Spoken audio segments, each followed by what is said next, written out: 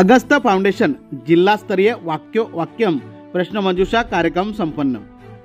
अगस्त international foundation Shahapur Murbad टीमच्या वतीने जिल्हा परिषद उच्च प्राथमिक शाळा असनोल या ठिकाणी जिल्हास्तरीय वाक्यम प्रश्नमंजुषा कार्यक्रमाचे आयोजन करण्यात आले होते। या कार्यक्रम प्रसंगी केंद्रातील केंद्र प्रमुख राजेंद्र चौधरी यांनी आपली प्रमुख उपस्थिती दर्शवली।